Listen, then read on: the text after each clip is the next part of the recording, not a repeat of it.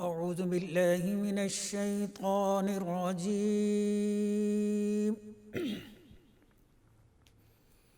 بسم الله الرحمن الرحيم.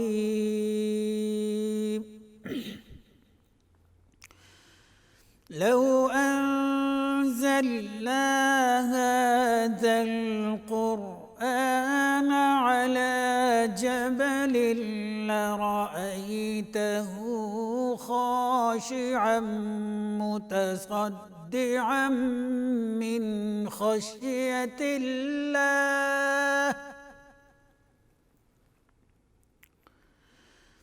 وتلك الأمثال نضربها للناس لعلهم يتفكرون.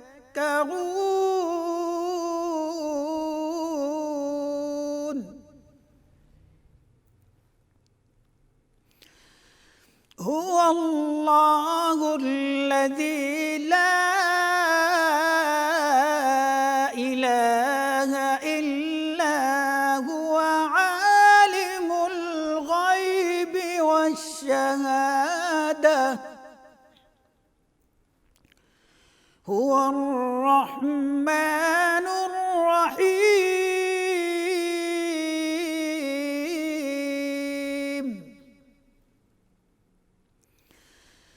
هو الله الذي لا إله إلا هو الملك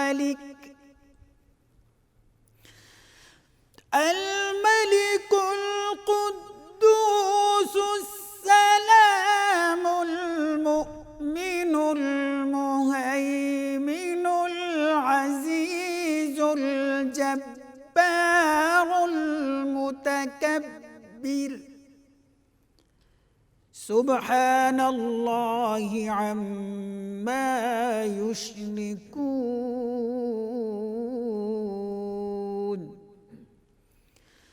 هو الله الخالق البارئ المصور له الأسماء الحسنى يسبح له ما في السماوات والأرض وهو العزيز الحكيم. صدق الله مالك خالقنا العظيم. جزاک اللہ، ماشاء اللہ. رحمت رمضان ٹرانسمیشن میں خوش آمدید. تلاوت قرآن مجید کیا منظر ہے. اللہ تعالیٰ کی جو ہے تلاوت، اللہ کی حمد کا. رمضان کا مہینہ اس وقت مہمان ہے یہ رمضان، اور جس طریقے سے رمضان کو ہمیں گزارنا چاہیے تھا شاید ہم اس طریقے سے نہ گزار پائے ہوں، لیکن امید بڑی اللہ تعالیٰ کے در پہ ہے.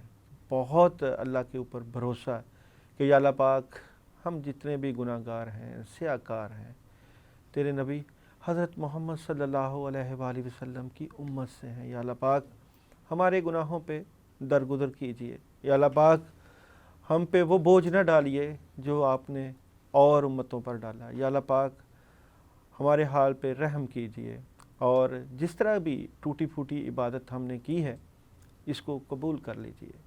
یا اللہ پاک ہم اس اہل نہیں تھے، ہمیں اعزازی لا الہ الا اللہ ملا ہے. یا اللہ پاک جنہوں نے قربانیاں دی ہیں، جنہوں نے یا اللہ پاک ہمارے بڑوں نے اپنے خون کے نذرانے پیش کیے ہیں، نہ صرف اسلام کے لیے، یا اللہ پاک اس ملک پاکستان کے لیے بھی بہت بڑی ہجرت تھی. ایک طرف مدینہ کی ریاست کی بات ہے اور دوسری طرف پاکستان کی بات ہے. یا اللہ پاک ہم اس طریقے سے حق ادا نہیں کر سکے. بلا شبہ ہم عبادت میں مصروف رہتے ہوں گے، نماز، روزہ، حج، زکوٰۃ میں مصروف رہتے ہوں گے، لیکن شاید ہم سے اپنے ہمسایوں کے حقوق میں کوتاہی ہو گئی ہوگی. شاید ہم نے چھوٹے یا بڑے کا ادب یا احترام نہیں کیا ہوگا، شاید ہم نے اپنے عزیز و اقارب کے ساتھ حسن سلوک نہیں کیا ہوگا۔ اسی لیے یا اللہ پاک آپ سے معافی کے طلبگار ہیں۔ یا اللہ پاک تجھے معاف کرنا پسند ہے، یا رب کریم تو معاف کرنے والی تیری ہی ذات ہے، ہم آپ سے معافی کے درخواست گزار ہیں۔ کوشش کریں جتنے دن رہ گئے ہیں رمضان کے مہینے کے، ان دنوں کو خاص اللہ تعالیٰ کی یاد میں گزار کے اپنے لیے دنیا اور آخرت کا جو ہے وہ ذخیرہ بنا لیں۔ ہمارے ساتھ مفتی قاری الیاس حسینی موجود ہیں، جنہوں نے نہ صرف تلاوت قرآن مجید ہمیں سنائی بلکہ ایک بہت بڑے مذہبی اسکالر بھی ہیں۔ حضور اقدس بہت شکریہ، آپ نے یہاں آ کے ہمیں عزت بخشی، اور خاص کر رمضان کے اس مہینے میں اور ان گھڑیوں میں، کیونکہ اب جو وقت ہے وہ ختم ہوتا جا رہا ہے، رمضان کے آخری دن ہے، آخری ایام ہے، اور واللہ علم ہمیں لیلۃ القدر بھی نصیب ہو جائے، کیونکہ خوش قسمت ترین لوگوں کو نصیب ہوتی ہے، اور پھر سعادت ہوتی ہے جو اس کو پالیں اور اس میں عبادت بھی کر لیں۔ یہ نصیبوں کے فیصلے ہیں، اللہ کی چاہت کے فیصلے ہیں۔ حضور اقدس کیا سمجھتے ہیں رمضان نے ہمیں کیا درس دی ہے؟ بسم اللہ الرحمن الرحیم، الحمدللہ رب العالمین، والصلاة والسلام علی سید الاولین والآخرین۔ جتنے سال کے اندر مہینے ہیں سب کے نام رکھے عربوں نے، شوال ہے، ذوالقعد ہے، ذوالحج ہے، محرم ہے، صفر ہے، ربیع الاول ہے، ربیع الثانی ہے، جمادی الاولیٰ ہے، جمادی الثانی ہے، رجب ہے، شعبان ہے۔ رمضان اس کا نام رکھا اللہ رب العزت نے۔ پورے قرآن شریف کے اندر ایک جگہ پہ اس کا ذکر ہے، شہر رمضان الذی انزل فیہ القرآن ھدی للناس وبینات من الہدی والفرقان۔ اب جب سے اللہ کریم کی ذات ہے، انسان کی تخلیق سے پہلے، اس کائنات کی تخلیق سے پہلے اللہ رب العزت نے اس مہینے کا نام رمضان رکھ کر اللہ پاک نے اس کو لوح محفوظ کی طرف اتار دیا۔ یہ بہت ہی مبارک اور برکتوں والا مہینہ ہے۔ یہ ہمیں رمضان کا معنی ہے جلا دینا، اس میں انسان کے گناہ جل جاتے ہیں۔ انسان روزے رکھتا ہے، انسان کا نفس جلتا ہے، انسان کے گناہ جڑ جاتے ہیں، جل جاتے ہیں، ختم ہو جاتے ہیں۔ اور یہ مہینہ ہمیں غمخواری کا درس دیتا ہے۔ غریبوں کے ساتھ، فقراء کے ساتھ، مساکین کے ساتھ، عزیز و اقارب رشتہ داروں کے ساتھ اچھے رویے کا درس دیتا ہے، اور یہ مہینہ ہمیں عبادت کا درس دیتا ہے۔ اس میں ایک رات ہے جو 1000 مہینے سے افضل ہے۔ انا انزلناہ فی لیلۃ القدر وما ادراک ما لیلۃ القدر لیلۃ القدر خیر من الف شہر تنزل الملائکۃ والروح فیہا باذن ربہم من کل امر سلام ہی حتی مطلع الفجر۔ اس رات کو ہم آخری عشرے کی طاق راتوں میں تلاش کریں، جیسا کہ یہ مہینے کا اینڈ ہے، گزر رہا ہے، آخری چند ایام رہ گئے ہیں اور چند راتیں ہمارے پاس موجود ہیں۔ ہم اس کے اندر اپنے گناہ اللہ رب العزت سے بخشوا لیں اور ہم اس رات کو پالیں جو کہ 1000 مہینوں سے افضل ہے۔ اس کے لیے ہمیں مزید محنت کی ضرورت ہے۔ حضور اقدس رمضان کے 3 عشرے، پہلا عشرہ، دوسرا عشرہ اور تیسرا عشرہ، عبادت کے ساتھ ساتھ کچھ چیزیں جو ہے وہ اللہ تعالیٰ نے یہاں پہ ہمیں لازم و ملزوم بھی کہی ہیں، جیسے کہ زکوٰۃ یا فطرانہ۔ زکوٰۃ یا فطرانہ میں دونوں میں فرق کیا ہے؟ دیکھیں، زکوٰۃ قرآن شریف کے اندر کم و بیش 32 مقامات پر زکوٰۃ کا ذکر ہے، جیسے وَأَقِیمُوا الصَّلَاةَ وَآتُوا الزَّکَاةَ وَأَقَامَ الصَّلَاةَ وَآتَى الزَّکَاةَ وَالْمُوفُونَ بِعَهْدِهِمْ إِذَا عَاهَدُوا وَالصَّابِرِينَ فِي الْبَأْسَاءِ وَالضَّرَّاءِ وَحِينَ الْبَأْسِ أُولَٰئِكَ الَّذِينَ صَدَقُوا وَأُولَٰئِكَ هُمُ الْمُتَّقُونَ۔ فَإِن تَابُوا وَأَقَامُوا الصَّلَاةَ وَآتَوُا الزَّكَاةَ فَخَلُّوا سَبِيلَهُمْ وَحَنَانًا مِن لَّدُنَّا وَزَكَاةً وَكَانَ تَقِيًّا قال إني عبد الله آتاني الكتاب وجعلني نبيا وجعلني مباركا أينما كنت وأوصاني بالصلاة والزكاة ما دمت حيا. یہ اللہ رب العزت کا ایک بہت بڑا حکم ہے زکوٰۃ، جو حولان حول کے بعد انسان کو 2.5% ادا کرنی ہوتی ہے. یہ اللہ رب العزت کا حکم ہے. جیسے کہ وَأَقِيمُوا الصَّلَاةَ وَآتُوا الزَّكَاةَ فَأَقِيمُوا الصَّلَاةَ وَآتُوا الزَّكَاةَ وَأَقْرِضُوا اللَّهَ قَرْضًا حَسَنًا. جیسے نماز کا قائم کرنا ہے، نماز کے ساتھ زکوٰۃ کا حکم ہے. زکوٰۃ بھی نماز کی طرح ہمیں قائم کرنی ہے، یعنی ہم ہمیشہ مرتے دم تک ادا کرنی ہے سال کے بعد. اور جو فطرانہ ہوتا ہے وہ نعم البدل ہوتا ہے. اگر فرض کریں کوئی شخص سخت بیمار ہے، شوگر پیشنٹ ہے، یا کوئی اس کو کوئی اور ایسا موذی مرض لاحق ہے، وہ بیمار ہے، شیخ فانی اس کو عربی کے اندر بولا جاتا ہے، کوئی بہت ہی ضعیف العمر شخص ہے، ایجڈ شخص ہیں، وہ روزے نہیں رکھ سکتے، ان کے لیے مشکل ہے. پھر اللہ رب العزت نے نعم البدل کے طور پر ایک فدیہ عطا فرمایا کہ نعم البدل کے طور پر وہ شخص فدیہ ادا کر دے، اللہ رب العزت اس کو وہی چیز، وہی اجر عطا فرمائیں گے جو ایک روزہ ادا کرنے والے کو یا نماز ادا کرنے والے کو اللہ رب العزت عطا فرماتے ہیں. وہی اجر اور وہی رضا اللہ پاک اس شخص کو عطا فرما دیں گے جو فدیہ ادا کر دے گا. زکوٰۃ یا نصاب میں کیا فرق ہے؟ زکوٰۃ اور فطرانہ،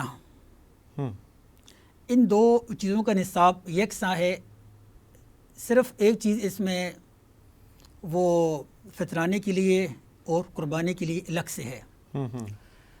اب زکوٰۃ جو انسان پہ فرض ہوتی ہے، مال تجارت انسان کے پاس ہو، سونا چاندی ہو، اور اس کے پاس نقدی ہو، اور اس نے کوئی پلاٹ خریدا اور اس نے پلاٹ اس نیت سے خریدا، اس کی یہ نیت ہو کہ یہ میرے پاس مال تجارت ہے، اس کو میں پروفٹ پہ بیچوں گا، تو اس شخص پہ زکوٰۃ واجب ہے اور فطرانہ قربانی بھی واجب ہے. جس کے پاس نقدی ہو، سونا ہو، چاندی ہو، یا اس کے پاس اتنا کچھ ہو کہ جو سونے یا چاندی کی مقدار کو پہنچ جائے. اور فطرانے کے لیے ایک چیز زائد ہے، وہ یہ کہ اگر اس کے پاس گھر کے اندر جو وہ سامان استعمال کرتا ہے، ضرورت اشیاء سے زیادہ اس کے پاس کوئی چیز موجود ہے، گھر کے اندر بستر ہیں، برتن ہیں، فریج ہے، اے سی وغیرہ وغیرہ، کوئی بھی چیز اس کے پاس، کپڑے ہیں، برتن ہیں، کوئی قیمتی گھڑی موجود ہے، کوئی چیز موجود ہے اس کے پاس، تو اس شخص کے اوپر فطرانہ بھی واجب ہوگا اور قربانی بھی واجب ہوگی. اچھا، اسلام میں زکوٰۃ کا کیا حکم دیا گیا ہے؟ جیسا کہ میں نے بتایا کہ زکوٰۃ ادا کرنا انسان کے اوپر واجب ہے، لازمی ہے. زکوٰۃ انسان کو لازمی ادا کرنی ہے جب اس کے اوپر سال گزر جائے. انسان وہ وقت، وہ گھڑی، وہ منٹ انسان اپنے پاس لکھ لے، بھائی فلاں تاریخ کو میں نے کاروبار شروع کیا، یا میرے پاس پیسہ آیا، میں عملدار ہو گیا، تو سال کے بعد اسی دن اس شخص کے اوپر اب یہ واجب ہے کہ وہ 2.5%، 40 پہ 1%، 2.5% بنتا ہے. وہ شخص وہ جو پیسے ہیں اس کا حساب کتاب کر کے وہ مستحقین تک پہنچائے. اسلام میں مال جمع کرنے والوں کے بارے میں کیا حکم فرمایا گیا؟ قرآن شریف کے اندر آتا ہے اللہ لطیف بعبادہ یرزق من یشاء.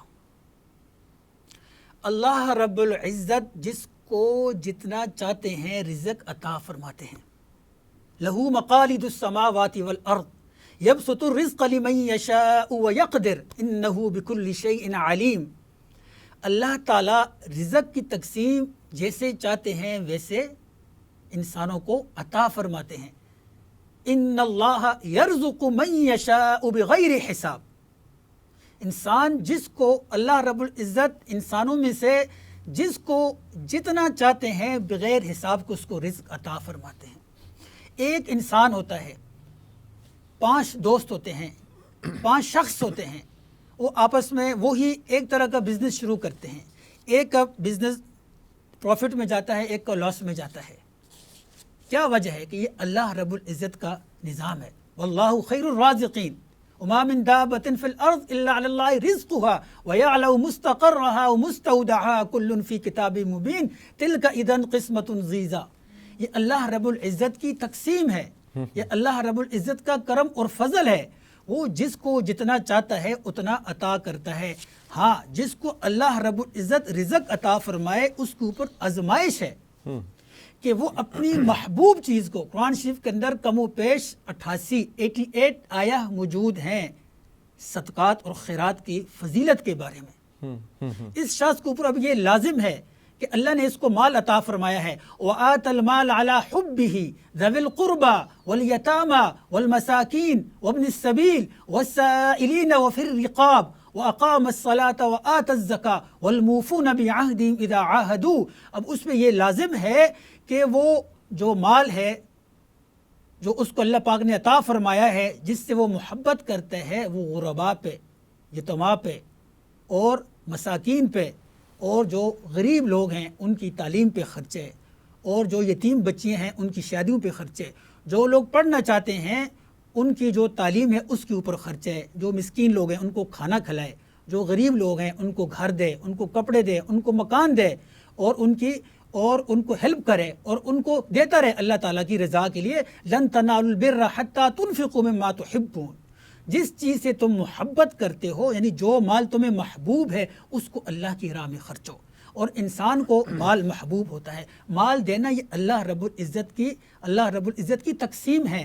ہاں، اس مال کو انسان اپنے پاس جوڑ کر نہ رکھے، اللہ کے راستے میں خرچے، اللہ اس کو دنیا کے اندر بھی اجر عطا فرمائیں گے اور مرنے کے بعد بھی اجر عظیم عطا فرمائیں گے۔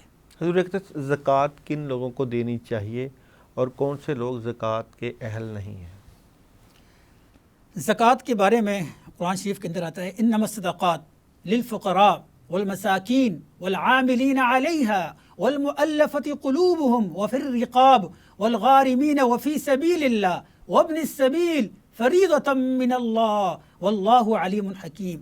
یہاں 8 طرح کے لوگ اللہ رب العزت نے بتا دیے ہیں، بیان فرما دیے ہیں کہ ان 8 قسم کے لوگوں کو آپ زکوٰۃ صدقات عطا کر سکتے ہو۔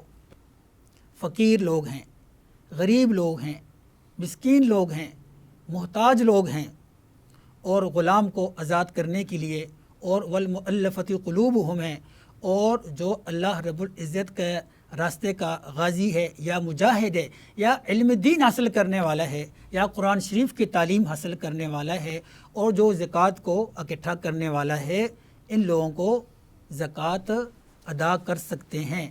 اور انسان کو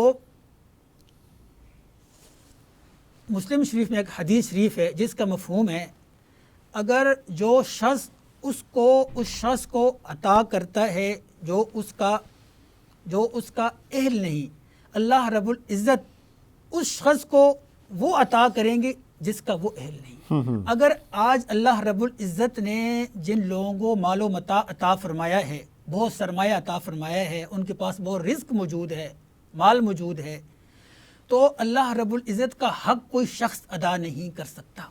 یہ اللہ رب العزت کا کرم ہے، فضل ہے، نعمت ہے، عطا ہے، بخشش ہے اس شخص پر کہ جس کو اللہ نے اتنا مال عطا فرمایا۔ ہم کتنے اللہ کی نافرمانی کرتے ہیں، اللہ کو ناراض کرتے ہیں، اللہ کے نبی صلی اللہ علیہ وسلم کی ہم کتنی ان کی سنتوں کو چھوڑتے ہیں، ان کی اتباع کو چھوڑتے ہیں، اس کے باوجود اللہ پاک ہمیں مال و متاع عطا فرماتے ہیں، رزق عطا فرماتے ہیں۔ اسی طرح جو شخص مستحق نہیں، جس کو ہم یہ سمجھتے ہیں کہ یہ مستحق نہیں، ہم اس کو بھی عطا کریں، اللہ ہمیں وہ عطا کرے گا جس کے ہم مستحق نہیں، اللہ پاک ہمیں بہت کچھ عطا فرمائیں گے۔ حضور اقدس، فدیہ کیا ہے اور فدیہ کے بارے میں کیا حکم ہے؟ فدیہ اور کفارہ دو چیزیں ہیں. فدیہ ہے فدیتن طعام مسکین، کہ جو شخص روزہ نہیں رکھ سکتا یا کوئی شخص دنیا سے چلا گیا ہے، اس کے اوپر بہت سارے روزے باقی ہیں، نمازیں باقی ہیں. اب اللہ نے یہ ہمیں اس امت کو یہ سہولت بخشی ہے، یہ کرم بخشا ہے، یہ اعزاز بخشا ہے. کسی شخص کے فوت ہونے کے بعد بھی اللہ پاک نے اس کی بخشش کا سامان رکھا ہے فدیہ کی صورت میں، اس کی مغفرت کا سامان رکھا ہے، اس کی جنت کا سامان رکھا ہے فدیہ کی صورت میں. اگر اس کی اولاد نیک ہے، دین کو سمجھتی ہے، اپنے والدین سے، جانے والے سے سچی محبت کرنے والی تھی، تو اب وہ فدیہ عطا کریں گے، غریبوں کو فدیہ دیں گے. نماز کے اعتبار سے، فطرانے کے اعتبار سے یہ فدیہ ہوگا، اور نمازوں کا بھی، روزوں کا بھی. اور یہ اللہ رب العزت کی ایک نعمت ہے. اللہ پاک فدیے کی برکت سے اس کے جو اوپر نماز چھوڑنے کی یا روزے چھوڑنے کے جو گناہ تھے، اللہ پاک ان کو ساقط فرما دیتے ہیں، اللہ اس کی بخشش فرما دیں گے. اللہ تعالیٰ بیسیکلی انسان کو معاف کرنا چاہتے ہیں. اللہ تعالیٰ نے یہ جسم شاید جہنم کے لیے نہیں بنایا، بلکہ اللہ تعالیٰ نے اپنے ہاتھ سے اس جسم کی تخلیق کی ہے. اللہ اسے بڑا محبت کرتے ہیں، بڑا محبوب رکھتے ہیں، اور خاص کر اشرف المخلوقات کے آنسوؤں سے اللہ کو بڑی محبت ہے. جب آپ اپنے گناہوں کی معافی مانگ کے اللہ کے آگے گڑ گڑاتے ہیں، آنسو بہاتے ہیں، تو اللہ کی رحمت جو ہے وہ بڑی خوش ہوتی ہے، اور اللہ ہمیں معاف فرما دیتے ہیں. ایک چھوٹی سی بریک کے بعد دوبارہ آئیں گے ہمارے ساتھ.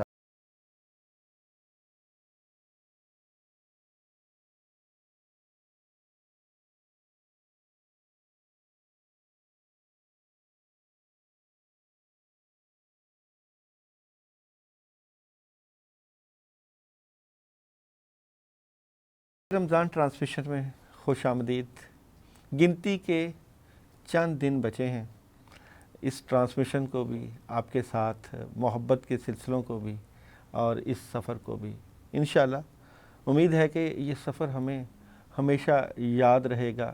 میں چاہتا ہوں کہ اس سفر کو یادگار بنا دیا جائے، اس لحاظ سے بھی کہ یہ دنیا ایک دارالعمل ہے، یہ چند دنوں کی دنیا ہے. اصل جو حقیقت ہے وہ تو مرنے کے بعد شروع ہوگی.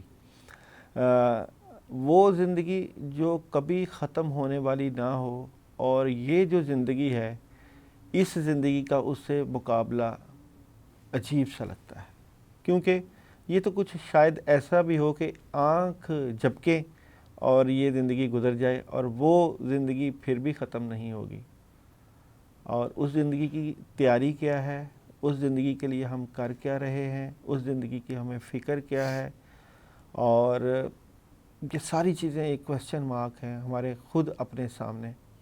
کیونکہ اللہ تعالیٰ جس طرح چھوٹی نیکیوں کے لیے بڑے بڑے ثواب جو ہے وہ رکھے ہیں اللہ تعالیٰ نے، اسی طرح جو ہے حقوق العباد کی بھی بڑی اہمیت ہے. چھوٹے چھوٹے گناہ جو ہیں بڑی بڑی نیکیوں کو بھی کھا جائیں گے، اور یہ سوچ سمجھ کے گزارنی ہے زندگی. ایسے نہیں کہ جانوروں کی طرح زندگی گزر جائے. ہم نے امتحان دینا ہے اللہ تعالیٰ کا. ہم ایک ٹیسٹ کی تیاری کر رہے ہیں، اور پھر ہم نے اس کا امتحان بھی دینا ہے. تو جو ٹیسٹ ہو اس کے لیے فکر تو ضرور کرتے رہنا چاہیے. اس وقت ہمارے ساتھ محمد عبداللہ قادری نعت خواں موجود ہیں، جو کہ نبی کریم صلی اللہ علیہ وآلہ وسلم کی شان میں نعت رسول مقبول صلی اللہ علیہ وآلہ وسلم سنائیں گے.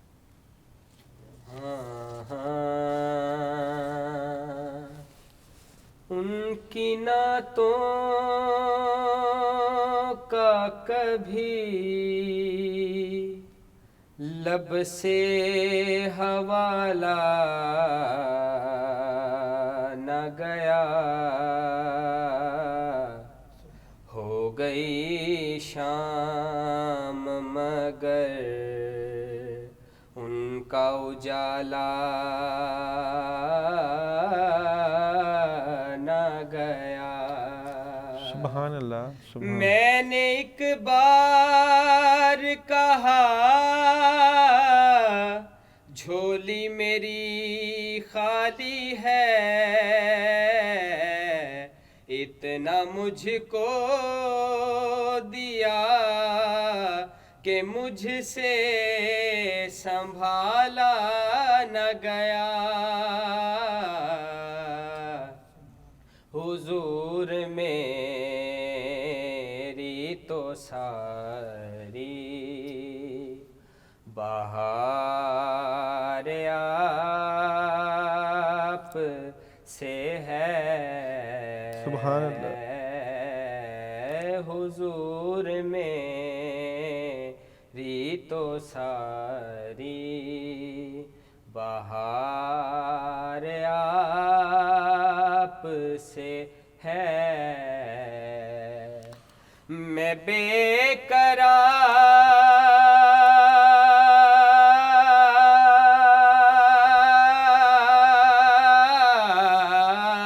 سبحان اللہ، سبحان اللہ، میں بے قرار تھا،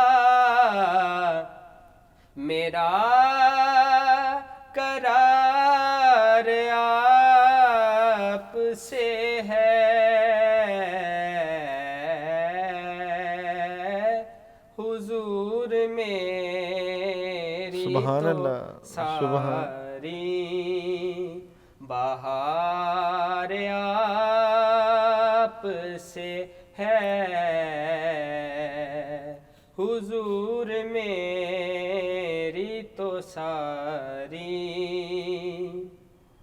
ہستی کا کچھ وجود نہ تھا، سبحان اللہ، آپ کے بغیر ہستی کا کچھ وجود نہ تھا،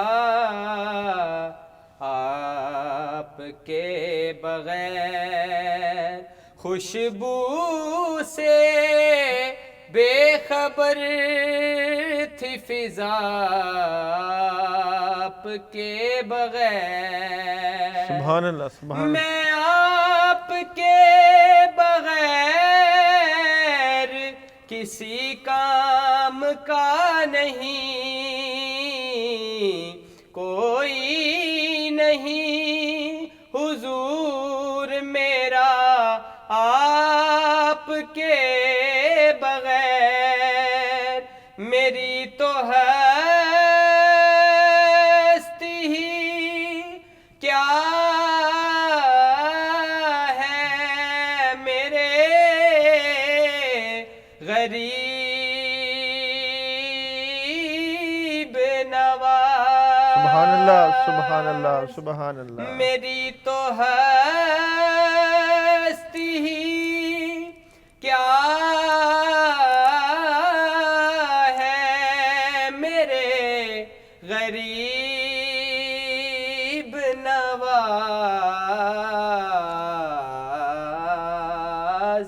جو مل رہا ہے مجھے سارا پیار آپ سے ہے۔ سبحان اللہ، سبحان اللہ، جو مل رہا ہے مجھے سارا پیار آپ سے ہے۔ یہ میری جان و دل تو آپ پہ قربان ہوئے۔ سبحان اللہ، سبحان اللہ، یہ میری جان و دل تو آپ پہ قربان ہوئے، جو مجھ کو سانس پہ ہے اختیار آپ سے ہے، جو مجھ کو سانس پہ ہے اختیار آپ سے ہے۔ سیاہ शाहकार हूँ आका, बड़ी नदामत है। सुभान अल्लाह, सुभान अल्लाह, सुभान अल्लाह। आका बड़ी नदामत है। स्याहकार हूँ आका, बड़ी नदामत है। सुभान अल्लाह। स्याहकार हूँ आका, बड़ी नदामत है।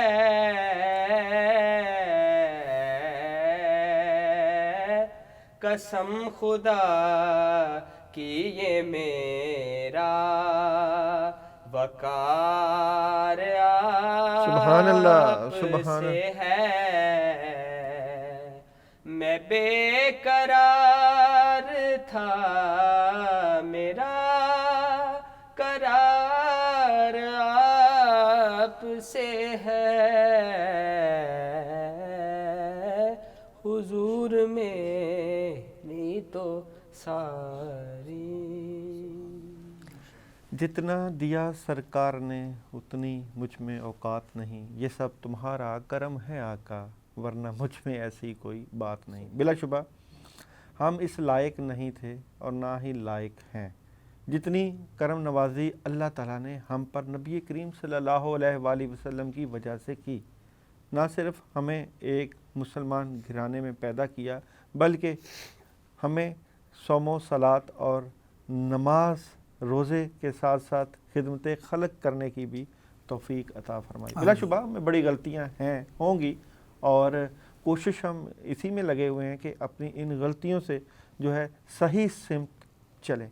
लेकिन ये भी अल्लाह की ही करम नवाजी है कि हम जो है सीधे रास्ते पे चलने की कोशिश करते हैं और अल्लाह हमें कामयाब करते हैं। इस पे भी नबी करीम सल्लल्लाहु अलैहि वसल्लम की ख़ास दुआएं हमारे साथ हैं कि हम जो है हमें हमारे लिए जो अल्लाह के नबी ने दुआएं की थी कि मेरी इस उम्मत को या अल्लाह पाक बख्श दीजिएगा, ये गुनहगार हैं, इनको नहीं पता कि किस तरह इन्होंने नेकी के रास्ते पे चलना है, इनमें कोताहियाँ हैं, इनमें कमियाँ हैं, लेकिन या अल्लाह पाक आपने ही इनको बचाना है।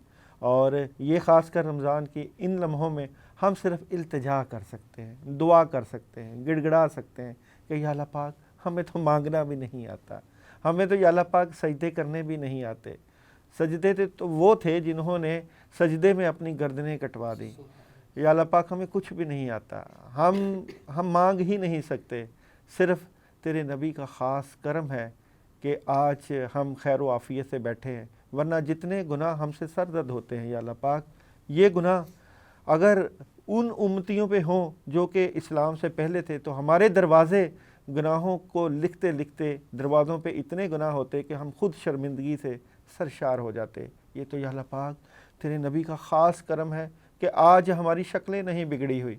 या अल्लाह पाक ये तो तेरे नबी की ख़ास उम्मत है कि आज हम इतने गुनाह करके भी अपने आप को जो है नेक कहलवाते हैं। मगर जब हम अपने अंदर देखते हैं, जब हम अपने अंदर अपनी उन अमाल और उन करतूतों को देखते हैं तो हमें खुद शर्म आती है। बल्कि मैं तो ये समझता हूँ कि शायद शैतान भी शर्म आ जाए हमारे अमाल देख के, हमारी गलतियाँ सुन के। हम या अल्लाह पाक तुझसे किस चीज़ का दावा करें, अपनी इबादत के एवज तुझसे जन्नत का दावा करें। या अल्लाह पाक हमसे नहीं होता सब कुछ, सिर्फ़ आपकी नज़र करम होगी, आपका करम होगा, आपके हबीब की शफ़क़त होगी, तो शायद कुछ हम बख्शे जाएं। हमारे साथ आलम दीन मौजूद हैं जो कि किसी तारुफ़ के मोहताज नहीं, मुफ्ती कारी अलियास हुसैनी।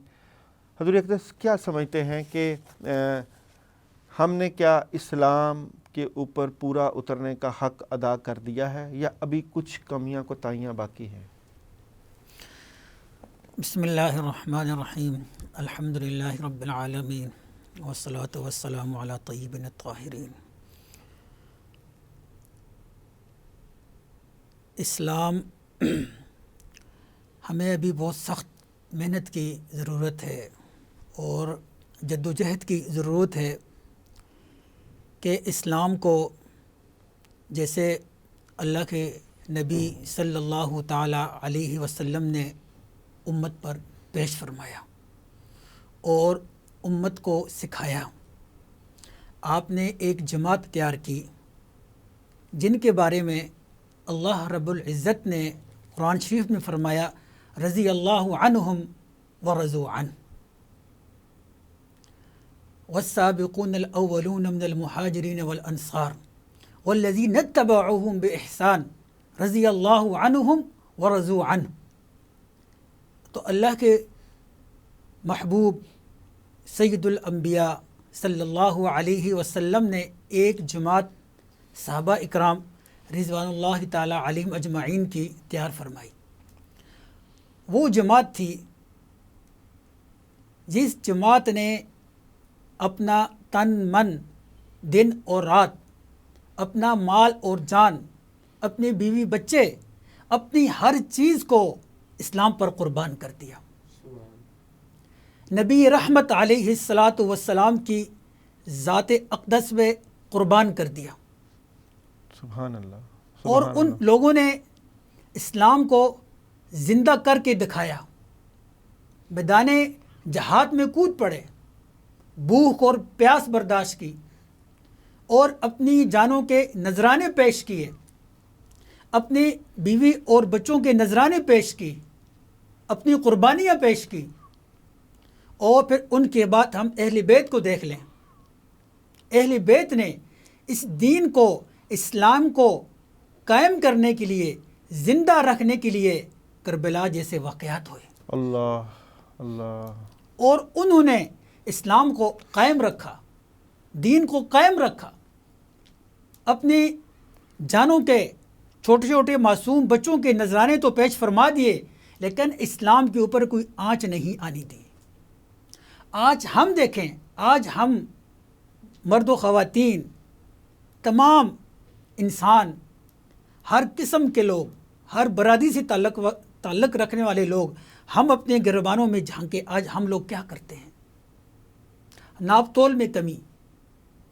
بازار کے اندر جائیں، پورے بازار میں ہمیں کہیں سے کوئی خالص چیز نہیں ملتی، لیکن ہم کن کے نام لے ہوئے ہیں؟ ہم ان جو بڑی بڑی ہستیاں ہیں، ہم ان کے نام لیتے ہیں. ہم ان کے ناموں کے اوپر اپنے بچوں کے نام رکھتے ہیں. ہمارے نام ہوتے ہیں، ہمارے باؤ اجداد کے نام ہوتے ہیں. تو ہم لوگ کیا کر رہے ہوتے ہیں؟ اللہ کی نافرمانی. جو ہمیں اسلام نے سکھایا، جو نبی کریم صلی اللہ علیہ وسلم نے ہمیں سکھایا، آج وہ چیز ہمارے بازاروں میں موجود نہیں، ہمارے معاملات میں موجود نہیں، میری دکان پہ موجود نہیں. اگر کپڑے کی دکان ہے، دودھ کی دکان ہے، پرچون کی دکان ہے، منیاری کی دکان ہے، کسی چیز کی بھی دکان ہے، اس کے اوپر ہمیں اسلام نظر نہیں آتا، دین نظر نہیں آتا. ہمیں اس کے لیے بہت جد و جہد کی ضرورت ہے. ہمیں سچ بولنے کی ضرورت ہے. ہمیں دیانت، امانت کی بہت زیادہ ضرورت ہے کہ ہم اسلام کو اپنے اندر اتاریں، اپنے بچوں کے اندر اتاریں. ہم اپنے بچوں کو محمدی بنائیں، مسلم بنائیں. وَسَمَّاكُمُ الْمُسْلِمِينَ وَقَالَ إِنَّنِي مِنَ الْمُسْلِمِينَ. تو اس کے لیے چند گھڑیاں، چند دن رمضان شریف کے باقی ہیں. ہم اللہ رب العزت سے توبہ اور تائب ہوں، استغفار کریں اور نبی کریم صلی اللہ تعالی علیہ وسلم کے اوپر زیادہ سے زیادہ ہم درود شریف پڑھیں. اور ہماری محنت ہو، شب و روز کوشش ہو، ہم کس طرح اپنے آپ کو اسلام کے سانچے کے اندر ہم ڈھال دیں. بالکل صحیح بات مفتی صاحب نے ارشاد فرمائی. بالکل مفتیان کرام اور عالم دین کی معاشرے کے اوپر بڑی گہری نگاہ ہوتی ہے. یہ نہ صرف ان کے پاس لوگ آتے ہیں، بلکہ یہ دین کو اور معاشرے کو دونوں کو اپنی سامنے رکھ کے پرکھتے ہیں. جو صحیح معاشرے کی عکاسی ہوتی ہے وہ ایک عالم دین ہی کر سکتا ہے، کیونکہ وہ معاشرے کی غلطیوں، کوتاہیوں کو بڑی باریک بینی سے دیکھ رہا ہوتا ہے. دیکھنے میں تو یہ ایک اسلامی معاشرہ، دیکھنے میں تو اسلامی جمہوریہ پاکستان، اور ناپ تول کی بات کریں، دھوکے کی بات کریں، فراڈ کی بات کریں، اور خاص کر جس طرح آج کل پرس، ڈاکے، چیزیں جو چرائی جا رہی ہیں، کھینچی جا رہی ہیں مہنگائی کی وجہ سے، جو بازاروں میں عجیب سا ہیجان پیدا ہوا ہے، اس گفتگو کو دیکھیں، اس ماحول کو دیکھیں اور اسلام کے طرح امتیاز کو دیکھیں تو یقین جانیں دونوں چیزیں بین بین نہیں چل سکتی، بالکل نہیں چل سکتی، اور کسی جگہ پہ بھی جوڑ نہیں ہے۔ یہ کیسے ٹھیک ہوگا؟ کون ٹھیک کرے گا؟ کیا ابھی بھی مزید قربانیاں چاہیے؟ کیا ابھی بھی محمد و آل محمد کو قربان ہونا پڑے گا؟ کیا ابھی بھی کوئی نئے کربلا آپ نے سجانے ہیں؟ فلسطین کو دیکھ لیں، فلسطین کے بچوں کو دیکھ لیں جن کے پاس آزادی نہیں ہے۔ آپ نے آزادی کا بھی مذاق اڑایا، آپ نے پاکستان کا بھی مذاق اڑایا، آپ نے اسلام کا بھی مذاق اڑایا، پھر آپ کہتے ہیں کہ آپ اقوام عالم میں بڑا نام کیوں نہیں پیدا کر سکے؟ کیسے پیدا کریں گے؟ کس طرح پیدا کریں گے؟ محمد بن قاسم ایک بیٹی کی حرمت کے لیے، ایک بہن کی حرمت کے لیے کہاں سے کہاں چل کے آیا، اور آج ہم اپنی ہی بیٹیوں کی عزتوں کو تار تار کر رہے ہیں۔ آج ہم اپنے ہی ماحول میں گناہوں اور فساد کا اضافہ کر رہے ہیں۔ یہ سوچنا آپ نے ہے، سوچنا ہم نے ہے، اور سوچنا پوری اقوام عالم نے ہے۔ ہمارے ساتھ محمد عبداللہ قادری نعت خواہ موجود تھے۔ حضور اقدس صاحب کا بہت شکریہ، آپ نے اپنا قیمتی وقت نکالا۔ ایک چھوٹی سی بریک کے بعد دوبارہ آئیں گے ہمارے ساتھ۔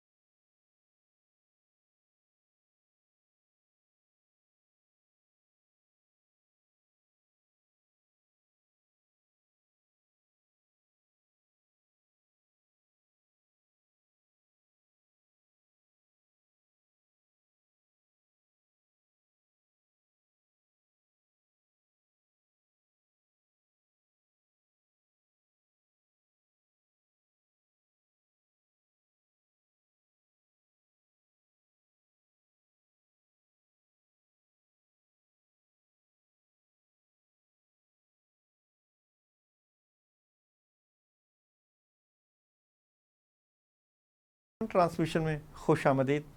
हमारे साथ बहुत ही favourite personality doctor Jameel Haider Mehrvi ने ज्वाइन किया है, जो कि किसी तारुफ के मोहताज नहीं।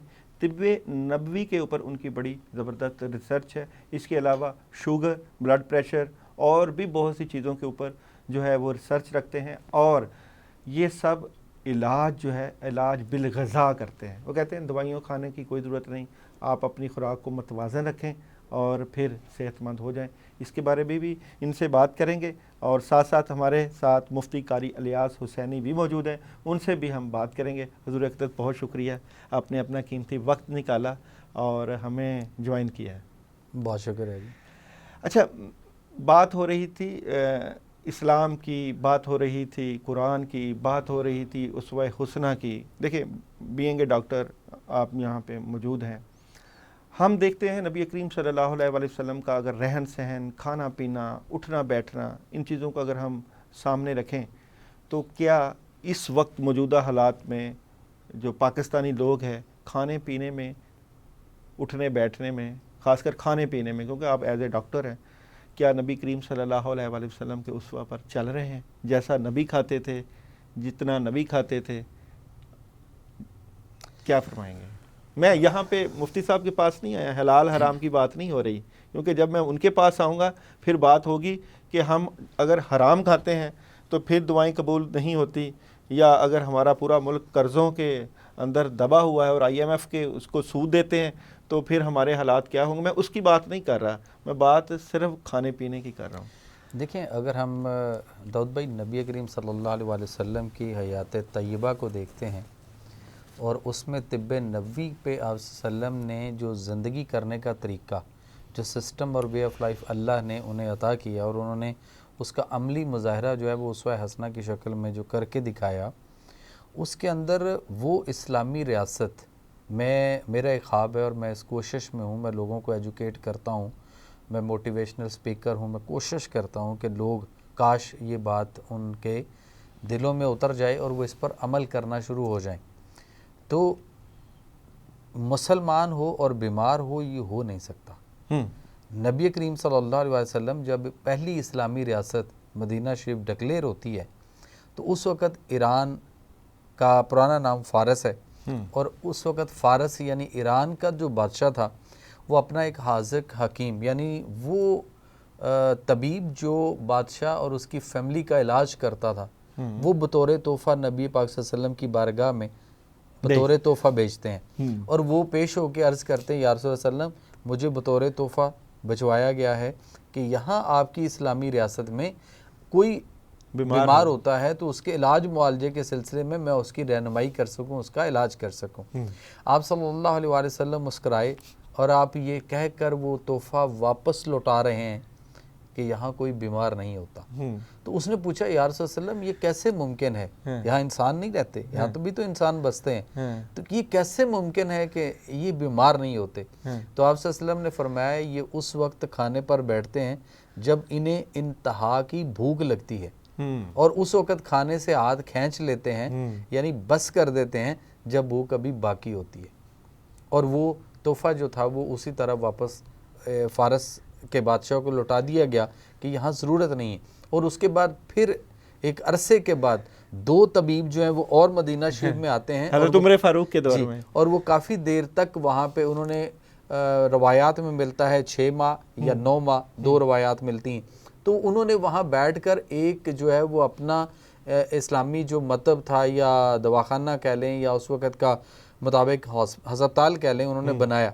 तो 6 महीने या 9 महीने के करीब लगभग वो वहाँ बैठे रहे, और उसके बाद वो उठे, और उसके बाद वो बारगाह रिसालत माब में आते हैं, और वो जाने से पहले सोचते हैं कि हम इनके नबी जो हैं उनसे मुलाकात करें।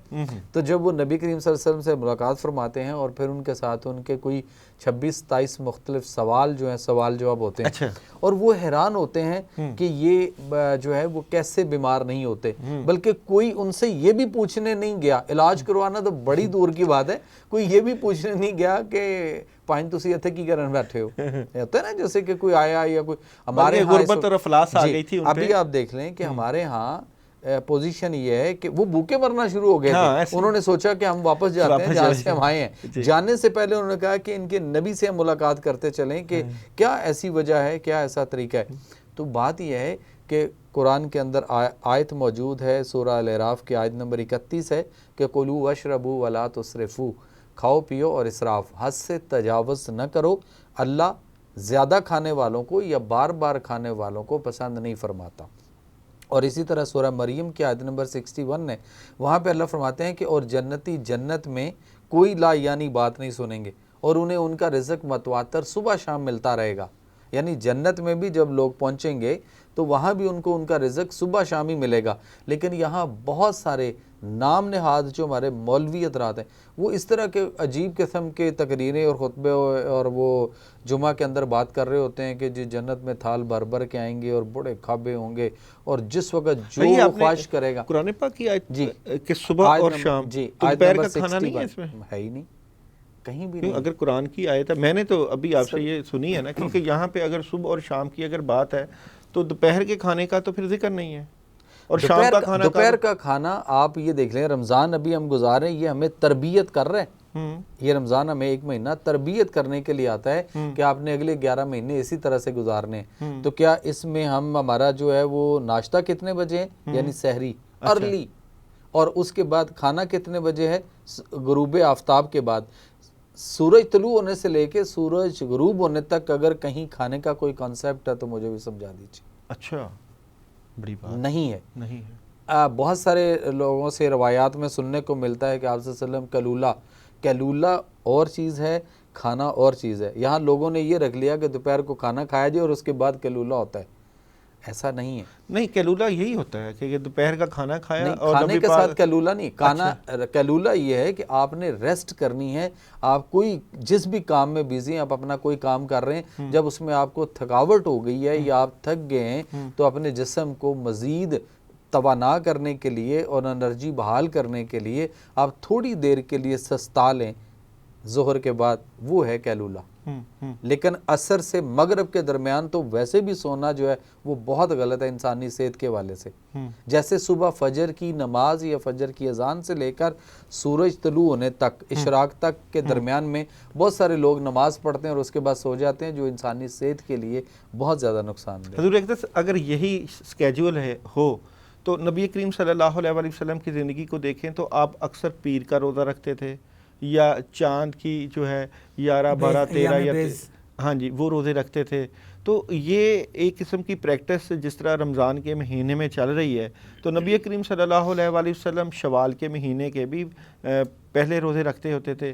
تو کیا سمجھتے ہیں کہ یہ کیا پریکٹس ہے, یہ ہمیں کیا سبق دیتی ہے؟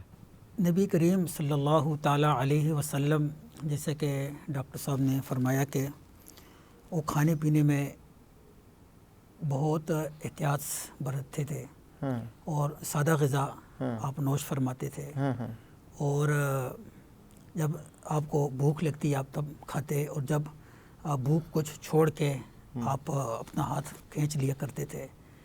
اور جیسا کہ قرآن شریف کے اندر آتے ہیں, یا ایھا الناس کلوا مما فی الارض حلالا طیبا, اے انسانوں تم مما فی الارض حلالا طیبا, حلال بھی کھاؤ اور طیب بھی کھاؤ. دوسری آیت کے اندر ہے کلوا من الطیبات واعملوا صالحا, کہ طیبات کھاؤ. یہاں انسانوں کو خطاب ہے کہ دنیا میں جتنی انسانیت ہے, جتنے انسان ہیں, وہ حلال کھائیں, یعنی اس کو حلال طریقے سے ذبح کریں جیسا حکم ہے, حلال چیز کھائیں. اور دوسری آیت کے اندر ایمان والوں کو حکم ہے کلوا من الطیبات, طیب کھاؤ. ایسا کھانا نہ کھاؤ جس کے اندر کوئی جو مضر صحت کھانا ہو, وہ نہ کھاؤ, بلکہ ایسا کھانا کھاؤ جو غذائیت کے اعتبار سے آپ کے لیے بہترین ہو, سوٹیبل ہو آپ کو, اور اچھا کھاؤ اور تھوڑا کھاؤ اور بہترین کھاؤ کہ وَاعْمَلُوا صَالِحًا, تم اچھے اعمال کر سکو. یعنی کہ کھانے پینے کے اندر بہت احتیاط برتو, اچھی چیز کھاؤ اور خوبصورت چیز کھاؤ اور صاف ستھری کھاؤ, دونوں اعتبار سے حلال بھی کھاؤ اور طیب بھی کھاؤ, تاکہ انسان کی جو باڈی ہے, انسان کو اللہ نے یہ وجود بخشا ہے, یہ انسان کے پاس امانت ہے. اگر انسان کھانے پینے کے اندر احتیاط نہیں برتے گا تو وہ موذی امراض کا شکار ہو جائے گا۔ اگر انسان از کا تعامن بھی تو کہا ہے نا کہ عمدہ اور تر و تازہ کھاؤ، فانظر الی طعامک و شرابک لم یتسنہ، سورہ بقرہ کی آیت ہے۔ کیا انسان اپنی خوراک، کھانے اور پینے والی چیزوں پر غور کرو، یہ قطعاً گلا سڑا تو نہیں ہے۔ اور آج ہمارے فریجوں کے اندر سارے کھانے جو بھی ہم نے فروزن فوڈ ہے وہ سارا گلنے سڑنے کے عمل سے گزر چکا ہوا۔ نبی کریم صلی اللہ علیہ وآلہ وسلم جیسا کہ حضور اقدس آپ نے فرمایا کہ اچھی غذا کھانی چاہیے اور اچھا کھانا کھانا چاہیے۔ ہم نے کیونکہ آپ طب نبوی کے ادنا سے طالب علم ہیں اور طب نبوی پہ بڑی ریسرچ رکھتے ہیں، ایسی کون سی غذائیت والی چیزیں تھیں جو نبی کریم صلی اللہ علیہ وآلہ وسلم نے کھائیں، یا ان کا طریقہ کار آپ کیسے رکھتے تھے اور کیسے آپ نے اپنی زندگی کو غذائیت کے اعتبار سے سب سے پہلے تو اگر آج بھی ہم نے اپنے آپ کو بیماریوں سے نکالنا ہے تو آپ دیکھیں کہ نبی کریم صلی اللہ علیہ وسلم نے اپنی پوری زندگی جو کا دلیا اور جو کی روٹی تناول فرمائی ہے۔ گندم کی روٹی کا ذرا ریسرچ کر کے دیکھ لیجئے کہ آپ نے کتنی کھائی، اور اگر ہم میدے کی بات کرتے ہیں تو آپ دیکھ لیجئے اس وقت میدہ جو ہے وہ امت کس قدر کھا رہی ہے کہ صبح اٹھتے ہیں نان میدے کا، ڈبل روٹی میدے کی، بیکری کی تمام چیزیں میدے کی، پوڑیاں ہماری جو ہیں وہ میدے کی، اور یعنی سفید آٹا جس میں سے یہ ساری چیزیں نکل چکی ہوتی ہیں، یہ سارا بیماریوں کی طرف ہمیں دھکیل چکا ہوا ہے۔ نبی پاک صلی اللہ علیہ وسلم نے جو کا دلیا، جو کی روٹی اور اس کے علاوہ کدو شریف پہ آ جائیں آپ اگر سالن میں دیکھتے ہیں، پھر ایک وقت میں ایک سالن کی بات ہوئی ہے کہ آپ صلی اللہ علیہ وسلم نے اپنی زندگی میں جو حکم فرمایا وہ ایک سالن، صحابہ نے انسسٹ کیا کہ یا رسول اللہ علیہ وسلم مطلب کہیں کوئی خوشی ایسی، کوئی تقریبات کسی جگہ پہ تو ہمیں کوئی اجازت دیں، تو آپ صلی اللہ علیہ وسلم نے 2 سالن کی بات فرما دی، یعنی 2 ڈش کی۔ ٹھیک ہے۔ اچھا اس کے بعد پھر حضرت عثمان غنی جو ہے وہ اجازت کے لیے کھڑے ہونا چاہ رہے تھے، تو آپ صلی اللہ علیہ وسلم نے دیکھا ظاہر ہے مالدار آدمی تھے، تو آپ نے فرمایا 3 سالن یعنی 3 ڈش، اور اس کے بعد فرمایا بیٹھ جو اسراف، اس کے بعد اسراف، پھر 3 جو ڈشوں کی بات کی یا 3 سالن کی بات آپ صلی اللہ علیہ وسلم نے جو فرمائی، اس میں یہ بھی فرمایا کہ اس کو یہ بھی دیکھنا ہے کہ یہ 1 2 3 جو ڈشیں آپ بنائیں گے یا سالن بنائیں گے یہ ایک دوسرے کے ساتھ کلیش نہ کرتے ہوں، ایگریویٹ نہ کرتے ہوں، مطابقت نہ رکھتے ہوں، یہ ایک ہی مزاج کی خوراک ہو، ایک سے دوسری، دوسری سے تیسری۔ اگر ایک کے ساتھ دوسری والی کلیش کرتی ہوگی، یعنی ایک کا مزاج گرم ہے دوسرے کا سرد ہے، ایک کا مزاج خشک ہے ایک کا مزاج تر ہے ایک کا مزاج سرد ہے، تو یہ کلیش کرے گی۔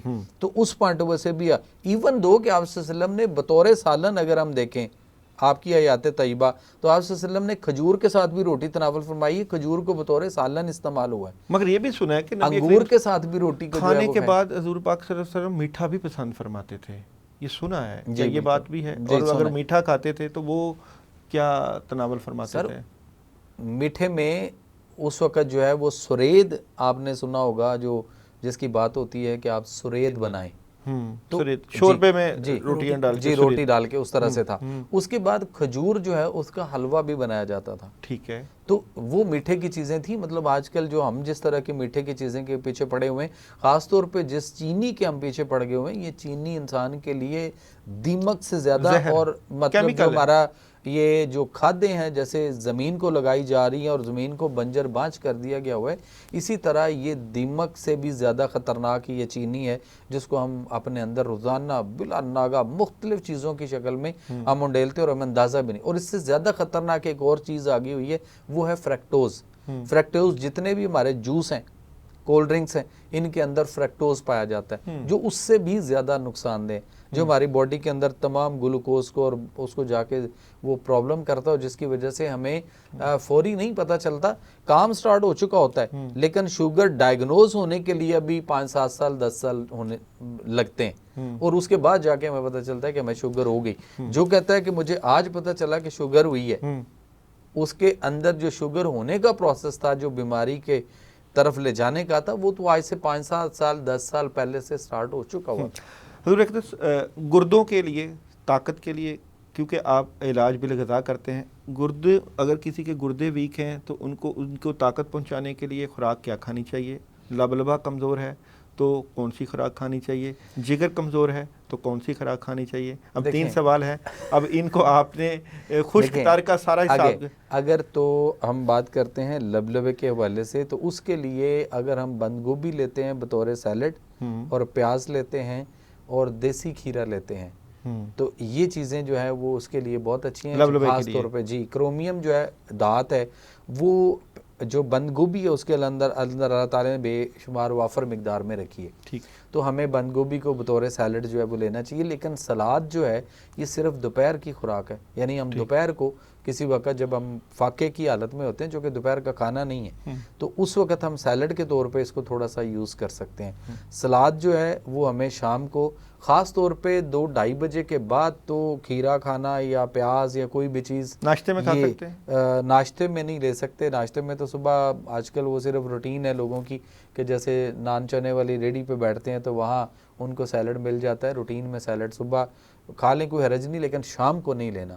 اگر کسی کو 40 دن پیاز لگاتار کوئی کھانے کا عادی ہے یا کھا رہا ہے, تو اس کے بعد وہ اپنے صرف اور کچھ نہیں تو اپنی فیس ریڈنگ چہرہ جو ہے وہ آئینے کے سامنے دیکھ لے, تو 40 دن میں اس کے جو چہرے پہ سیاہیاں آ جائیں گی اس کا وہ اندازہ ہی نہیں, وہ اس کو سمجھ نہیں آئے گی کہ یہ کیا آ جائیں گی. جی آ جائیں گی پیاز کھانے سے, پیاز کھانے سے اگر ہم شام کو کھاتے ہیں. اور آپ دیکھ لیں کہ لوگ شام کو بھی پیاز کھا رہے ہیں, بلکہ روز رات کے کھانے میں 8-9 بجے 10 بجے 12 بجے 1 بجے بھی آپ کہیں ریسٹورنٹ میں چلے جائیں یا کسی باربیکیو اور ایسی جگہوں پہ, تو آپ دیکھ لیں لوگ اس وقت رات کو بھی دہی رائتا سلاد اور یہ ساری سیلڈ دوپہر کو کھانا چاہیے, بند گوبھی کھانی چاہیے, پیاز کھانا چاہیے, اور دال چینی جو ہے اس کا پاؤڈر بنا لیا جائے اور اس کا ½ ٹی اسپون آدھا چمچ صبح نہار منہ اور آدھا چمچ رات کو سوتے وقت نیم گرم پانی سے جو ہے وہ پایا جائے. نہیں, پپیتا میدے اور اس کے جگر کے لیے بہت اچھا ہے, ڈائجسٹو ٹریک کے لیے بہت اچھا ہے. امرود کے پتے جو ہیں ان کا کعوہ بہت اچھا ہے, ٹھیک ہے, اگر ہم شوگر کو کنٹرول کرنا چاہتے. شہتوت کے پتے جو ہیں وہ بھی بہت اچھے ہیں اس پوائنٹ آف ویو سے. اور اسی طرح سے جیسے ہم نے جگر کی بات کی ہے, تو اس کے لیے جو ہے وہ ہمارے کدو جو ہے وہ بہت اچھی چیز ہے. اللہ تعالیٰ نے اس کے اندر بے شمار خوبیاں رکھی ہیں, اور گرمی اور تری کا جو پوزیشن ہے اس کے اندر انسان کے اندر جو گرمی خشکی اور تذابیت اور جو ایسڈ پروڈیوس ہو چکا ہوتا ہے, جس کی وجہ سے معدے کا السر آتا ہے, جس کی وجہ سے ہمارے آنتوں کا السر آتا ہے, جس کی وجہ سے ہمارے ایچ پیلوری کی بیماری آتی ہے, جس کی وجہ سے ہمارے جگر میں گرمائش بڑھتی ہے, حدت زیادہ ہو جاتی ہے, اور اس کے اندر پھر ہمارے پیلا نیلا اور کالا یرکان اور ہیپاٹائٹس آتا ہے. اس کے لیے بھی کدو جو ہے وہ بہت اچھی سبزی ہے. اچھا, یہ وہ سبزیاں ہیں جیسے کدو ہو گئے, ٹینڈے ہو گئے, گھیا توری ہو گئی, مولی, گاجر, شلجم, پیٹا کدو, جو ہماری باڈی سے بھنڈی توری ہوگی, جو ہماری باڈی سے فاسد مادوں کو الیمنیٹ کرتی ہے, اچھا خارج کرواتی ہے. اور یہ چیزیں وہ ہیں جو آپ ذرا چیک کر کے دیکھ لیں کہ یہ بہت کم لوگوں کے گھروں میں پکتی ہیں. بڑے نہیں کھاتے تو بچے کیسے کھائیں گے, بلکہ بچے جو ہیں وہ اگر گھر میں کوئی ایسی چیز پک جائے تو وہ کہتے ہیں جی ہمیں تو کوئی 30-40 روپے دیں, ہم کوئی نان ٹکی پکڑ لیتے ہیں, ہم کوئی برگر لے آتے ہیں, کچھ ایسی اور چیز کھا لیتے ہیں. وہ ان چیزوں کی طرف نہیں آتے. تو یہ وہ سبزیاں ہیں جو ہماری صحت اور اس کو, جیسے آلو ہے, گوبھی ہے, مٹر ہے, پالک ہے, یہ چیزیں ہیں جنہوں نے ایسڈ تذابیت ایسیڈیٹی پروڈیوس کرنی ہے. لیکن ہم دوسری چیز بھی تو کھائیں نا جس نے اس کو نکالنا ہے باڈی سے, خارج بھی کرنا ہے, باڈی سے تلف کرنا ہے, اس کو برن کروانا ہے. وہ چیزیں ہم کھا نہیں رہے. حضور اقدس کیا سمجھتے ہیں کہ انسان کا جسم جو ہے مختلف کیمیکلز سے بنا ہوتا ہے, کیونکہ فولاد کی ضرورت ہے, میگنیشیم کی ضرورت ہے, کیلشیم کی ضرورت ہے, یہ سارے کیمیکلز کا ہی انسان مرکب ہے. اگر ہم خوراک نہ کھائیں اور کیمیکلز کی گولیاں کھا لیں تو کیا ٹھیک ہو سکتے ہیں؟ اس سوال کی طرف ڈاکٹر صاحب کے پاس آئیں گے, کیونکہ یہاں پہ ملٹی وٹامنس بازار سے بارآیت مل جاتے ہیں. اگر ہم ملٹی وٹامنس کھا کے ہی اپنے آپ کو سروائیو کر لیں. ایک چھوٹی سی بریک ہے, بریک کے بعد دوبارہ آئیں گے ہمارے ساتھ.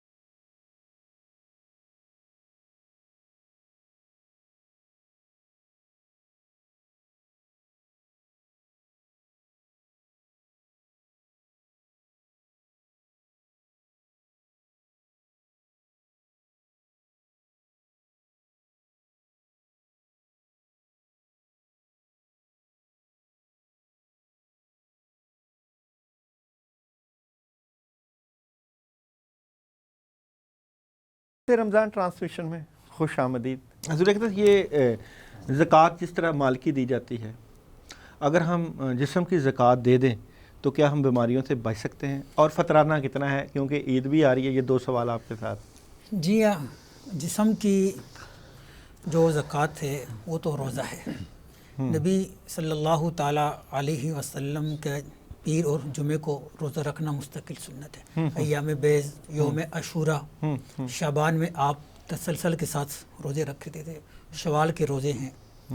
تو ان کے اندر انسان اہتمام کرے، انسان کی جسم کی جو زکوٰۃ ہے وہ ادا ہو جاتی ہے، اور انسان کی صحت کے لیے بھی مفید ہے، صحت کے لیے بھی بہت اچھا ہے۔ نہیں، دیکھا یہ گیا ہے کہ جس طرح ہم زیادہ خوراک کھاتے ہیں تو بیمار ہو جاتے ہیں، اسی طرح مال کی زکوٰۃ دی جائے تو چور چوری نہیں کرتا، مال کی حفاظت ہو جاتی ہے۔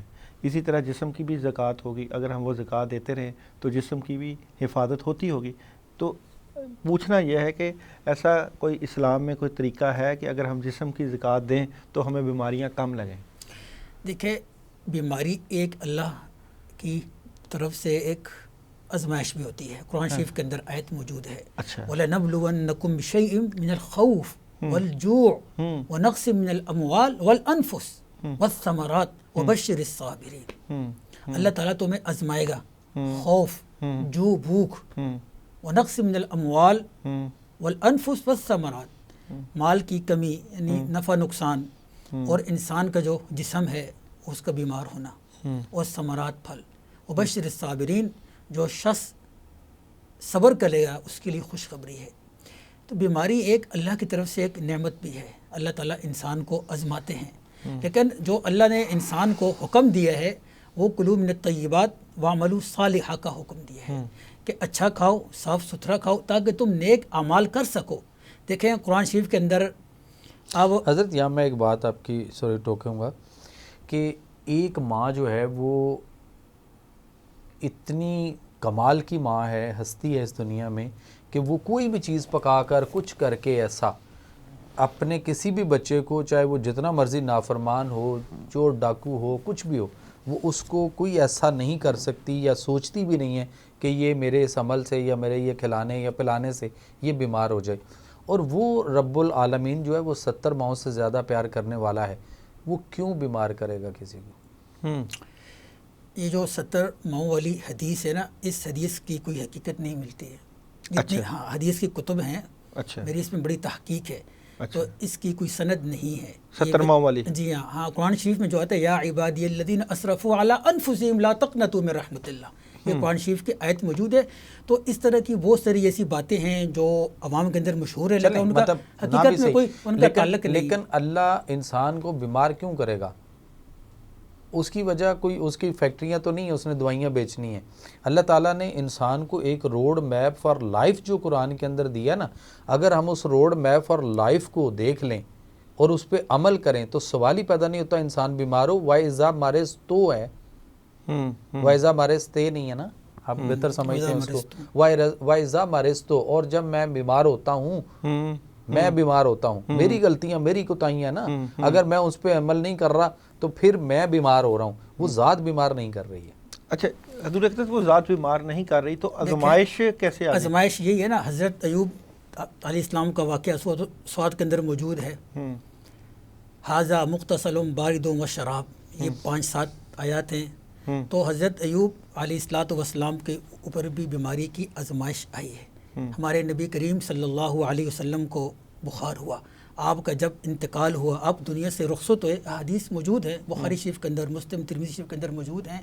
نبی کریم صلی اللہ علیہ وسلم کو بخار تھا، آپ کو پانی ڈال کر آپ کا بخار ٹھنڈا کیا جاتا، اور حضرت اماں صدیقہ رضی اللہ عنہا مسواک چبا کر آپ کو دیا کرتی تھی، آپ اس کو مارا کرتے تھے تاکہ اس سے بھی بیماری کی جو تکلیف ہے وہ کم ہو۔ اور یہ جو بیماریاں، یہ اگر روحانی بات کرے تو یہ مخلوق ہے؟ اگر انسان، بیماری ایک مخلوق ہے، مخلوق ہے اللہ کی، اگر انسان اپنے اوپر بیماری خود نہ لائے ہر چیز میں احتیاط کرے، جیسا کہ ڈاکٹر صاحب نے فرمایا ہر چیز میں انسان احتیاط کرے، کھانے کے اندر، پینے کے اندر، سونے کے اندر. اس کے باوجود، ساری احتیاط کے باوجود اگر انسان کے اوپر کوئی آ جائے پھر اللہ کی طرف سے آزمائش ہے. آزمائش تعلق تو روح کا ہے نا، روح اس کے اندر ہے. فرض کریں کہ آپ بات کر رہے ہیں، میں بات کر رہا ہوں، تو یہ جو بولتا ہے نا انسان کے اندر، وہ پہچاننا ہے وہ کون ہے. آپ کا نام داؤد ہے، جمیل ہے، یہ کرسا بیٹھے ان کا اپنا ایک نام ہے. جو لوگ دیکھ رہے ہیں ہمیں، ہر ایک کا اپنا ایک نام ہے. وہ نام ایک پہچان ہے. 2 دن 4 دن 5 دن بعد، ہفتے بعد اس کو ایک جو ہے وہ دی گئی. آپ کہتے ہیں فرض کیا کہ انسان بیماریاں اپنے اوپر خود لاتا ہے. اگر اس کی اپنی عادات ہے نا، اس کی اپنی غلط حرکات، طور طریقے، اس کے مطابق بیماریاں انسان اپنے اوپر خود لاتا ہے اپنے طور طریقے، اپنے کھانے پینے کی وجہ سے. جی ایسا. تو یہ جو آفات نازل ہوتی ہیں کسی کے اوپر، مثال کے طور پر ایک بندے نے کبھی بھی بے احتیاطی نہیں کی، پتہ چلتا ہے اس کو کینسر ہو گیا ہے، بالکل کھانا معیار کے، پتہ چلتا ہے اس کے گردے ڈیمیج ہو گئے. ایسے نہیں ہوتا. اس کی پیچھے بھی کوئی وجہ ہے. اس کی وجہ وہ جو ہم نے شروع میں بات کی نا کہ آپ صلی اللہ علیہ وسلم نے 1 کے بعد 2، 2 کے بعد 3 سالن کی اجازت فرمائی، 3 ڈشز کی بات کی. ہم کون سی چیز کس کے ساتھ کھا رہے ہیں، کس کے ساتھ نہیں کھانی. ہم وہ چاولوں پر دہی ڈال کر کھانا انتہائی مضر صحت ہے، کھاتے ہیں نا کہ نہیں کھاتے؟ کھاتے ہیں لوگ. ٹھیک ہے. اور جب دہی کھانی ہے تو دہی کے ساتھ آپ کو کھیرا نہیں لینا ہے، آپ کو پیاز نہیں لینا ہے، آپ کو بند گوبھی نہیں لینی ہے، آپ کو ٹماٹر نہیں لینا ہے. بٹ ہم یہ ساری چیزیں دہی کے اندر مکس کر کے رائتا بناتے ہیں اور پھر اس رائتے کو چاولوں کے اوپر ڈال کر کھاتے ہیں. تو پھر بیماریاں تو یہاں سے آ رہی ہیں. یہ وہ کلیش ہے. پھر بھی آپ صلی اللہ علیہ وسلم نے فرمایا تھا کہ 3 تو کے بعد اسراف اور 3 کی اجازت بھی فرمائی. پھر بھی یہ بعد میں فرمایا کہ بہتر وہی 1 سالن. یعنی ایک وقت میں آپ ایک چیز لوگے تو کلیش نہیں ہوگا چیزوں کا. آپ کی وہ باڈی کے اندر جا کر فرض کریں کہ آپ نے، ہم افطاری میں ابھی جو کچھ بھی کر کے آئے ہیں، لوگوں نے اپنے گھروں میں بیٹھ کے افطاریاں کی ہیں، ان کے دسترخوان پہ جتنی چیزیں پڑی ہیں وہ دیکھ لیجئے کہ کون سی چیز کیا کیا ہے، اس کے مزاج کیا ہے، اس کا کلیش کیا ہے ایک دوسرے کے ساتھ. اور وہ جب ہم انٹیک کر لیتے ہیں تو ایک ہی معدے میں جا رہی ہوتی ہے. کبھی ایسا ہوا کہ ہم نے فرض کریں کہ ہم گھر میں کہیں مہمان آنے ہیں تو ہم کہتے ہیں جی آپ چاول بنا لیں، فرض کریں بریانی بنا لیں. اس کے بعد ہم کہتے ہیں سویٹ میں کوئی حلوہ یا کوئی فرنی بنا لیں، پھر ساتھ ہم 1 سالن بنا لیں، ساتھ کوئی روٹیاں کر لیں، ٹھیک ہے، ساتھ سیلڈ کر لیں. یہ ساری چیزیں. اور اگر ہم یہ کہیں کہ نہیں، جیسے آج کل گیس کا مسئلہ بنا ہوا ہے اور گیس کی لوڈ شیڈنگ ہے اور یہ سارا کام آدھے گھنٹے میں ہونا ہے، تو آدھے گھنٹے میں تو نہیں ہو سکتا. تو خاتون جو ہے وہ ایک ہی بڑے پتیلے کے اندر یہ سارا کچھ ڈال کے کٹھا ہی بنا دے اور سامنے پیش کر دے کسی کو بھی کھانے کو، تو کیا آپ کا ٹیسٹ ہوگا اور کیا آپ اس کو کہہ سکیں گے؟ لیکن جب ہم ان چیزوں کو الگ الگ پکا کر، ٹیسٹ کر کر، انجوائے کرتے ہوئے جب ہم ان کو ایک ہی میدے کے اندر انڈیلتے ہیں، تو جب وہ میدہ 3 گھنٹے گرینڈ کرتا ہے تو ساری چیزیں تو وہاں مکس ہو گئی ہوتی ہیں. پرابلم وہاں سے آتی ہے. سارا کچھ میدے میں انڈیل لیا، کھیرے بھی، ٹماٹر بھی، دہی بھی، سارا کچھ کر لیا. مان لیا ہم غلطیاں کرتے ہیں. آپ کیونکہ علاج بالغذا کرتے ہیں، آپ کے پاس کوئی ایسا فارمولہ یا کوئی ایسا قہوہ کہ ہم غلطیاں کرتے جائیں اور وہ جو اس کے پیریلل کوئی ایسا کوئی مجھے ہمیں بتا دیں کہ اگر وہ ہم پیتے رہیں تو یہ غلطیوں کا خمیازہ ہمیں بھگتنا پڑے. غلطیوں کا خمیازہ تو بھگتنا ہی پڑے گا. ہم یہ نہیں کہہ سکتے کہ ہم کچھ ایسا کرتے رہیں اور ہماری غلطیاں جو ہیں وہ درگزر ہو جائیں. ہمیں خوراک کو اس طریقے سے بہرحال دیکھنا پڑے گا. ہمیں اپنے اسکول، کالج، یونیورسٹی کے اندر اور ہمارے جو پروفیشنل کالجز ہیں ان کے اندر طب نبوی کے جو علاج بالغذا ہے اس کو وہاں پہ رائج کرنا پڑے گا. لیکن فرض کریں کہ کوئی پرابلم، جیسے ابھی افطاری میں جو کچھ بھی تھا کیا گیا، اس کے بعد آپ ادرک، زیرہ اور پودینہ کا قہوہ لے لیں، بہت اچھا ہے. آپ پودینہ اور لونگ کا قہوہ بنا کے لے لیں، بہت اچھا ہے، جو آپ کے اس ایسیڈیٹی کو، گیس کو، تذابیت کو، آپ کے معدے کو تھوڑا سا حرارت دے گا. اور پودینہ، لونگ، الائچی، پودینہ، ادرک، زیرہ، ادرک، زیرہ، پودینہ، 3 چیزوں کا قہوہ بنا لیا جائے. ایک یہ ہے، یہ بہت اچھا ہے. ادر دین دوسری سائڈ پہ اگر دوسرا قہوہ کرنا ہو تو آپ لونگ اور پودینہ، صرف 2 چیزیں، یہ بھی بہت اچھا ہے. آپ عرب میں دیکھیں، میں 12 دفعہ میری میڈیکل ایڈمیشن میں ڈیوٹی لگتی رہی ہے، میں بطور خدام الحجاج بھی حج پہ جاتا رہا ہوں. بہت سارے میرا بڑے عرصے کے بعد رمضان پاکستان میں یہ گزر رہا ہے، ورنہ میں رمضان میں ہم پوری فیملی جو ہے وہ مدینہ شریف ہوتے تھے. تو وہاں پہ عرب کے خطے کو آپ دیکھ لیں کہ وہ لوگ گرم پانی رکھتے ہیں، تھرمس کے اندر گرم پانی آتا ہے اور آپ اس میں سے نکالیں گے 1 گلاس پانی بھر لیا اور ساتھ پودینہ جو ہے وہ الگ پڑا ہوتا ہے. فریش پودینہ پڑا ہوتا ہے ٹہنی اور پتوں سمیت، تو 3-4 ٹہنیاں اٹھا کے الٹا کر کے اس کے اندر ڈال دیا جاتا ہے، اور جیسے جیسے تھوڑی دیر میں 2-4 گپ شپ ہوتی ہیں اتنی دیر میں 2-4 منٹ میں وہ اس کا کلر اس میں نکل آتا ہے، اور وہ عربی جتنے لوگ ہیں وہ سارے یہی قہوہ بار بار پیتے ہیں، اور مہمان نوازی کے طور پر یہ سب سے پہلے یہ پیش کیا جاتا ہے۔ اس کے بعد اتنی دیر میں جو بھی کھانا وانا مختلف چیزیں آنی، اس سے پہلے وہ یہ 2-4-5 گلاس یہ پی چکے ہوتے ہیں، اس لیے کہ وہ اپنے اصل پہ حرارت زندگی ہے۔ اچھا، ٹھنڈ سردی موت کی طرف لے کے جاتی ہے، حرارت زندگی ہے۔ حرارت زندگی ہے۔ بندہ ٹھنڈا ہو جائے تو کیا کہتے ہیں، کوئی چیز جانور ہے ٹھنڈا ہو گیا تو بس ختم۔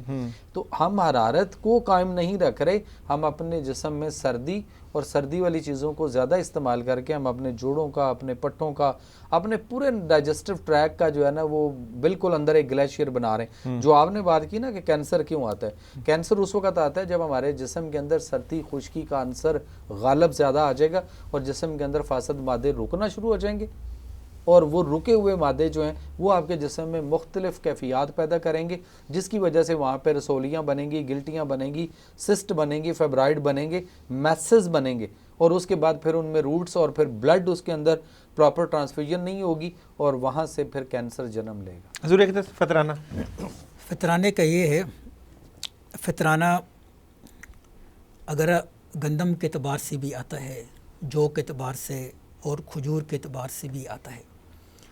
جو لوگ بالکل یعنی کہ جن کو ہم کہتے ہیں کہ جن کی آمدنی وغیرہ کم ہے، وہ گندم کے اعتبار سے دیں۔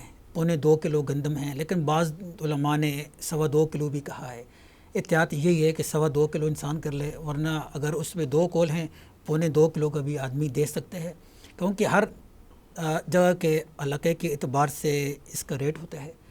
تو ہم یہاں رہتے ہیں لاہور میں، کم و بیش 340 روپے بنتے ہیں، اور جس کو اللہ رب العزت نے اچھی توفیق دی ہے وہ دے سکتے ہیں، جو اللہ کا مال ہے وہ اللہ کی راہ میں خرچ کرے، وہ اس کا ڈبل کرے گا، یعنی کہ 3.5 کلو جو دے گا، 3.5 کلو کھجور دے گا، 3.5 کلو کشمش دے گا، 3.5 کلو۔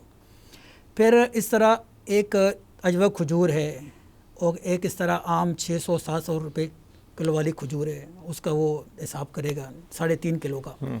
جس کو اللہ نے اچھی توفیق دی ہے وہ مبروم کھجور ہے، اس کا ریٹ 5,000 روپے ہے۔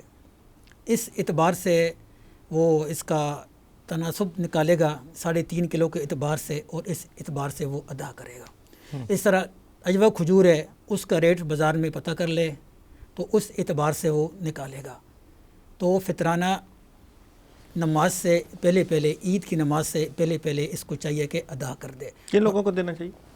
یہ جن کے اوپر، جیسے کہ میں نے پہلے بتایا تھا تفصیل کے ساتھ، جن لوگوں کے اوپر زکوٰۃ فرض ہے انہی کو فطرانہ دے دیا ہاں، جائے۔ لیکن اس میں ایک چیز ہم اور اس میں ایڈ کریں گے، تھوڑا فرق ہے کہ جن کے گھروں کے اندر ضرورت سے زائد اشیاء موجود ہیں، برتن موجود ہیں، بستر موجود ہیں، فرنیچر موجود ہے، تو جو ضرورت سے زائد برتن موجود ہیں یا اشیاء موجود ہیں، اس کے اوپر بھی فطرانہ اور قربانی دونوں واجب ہو جائیں گے، وہ ادا کرے گا۔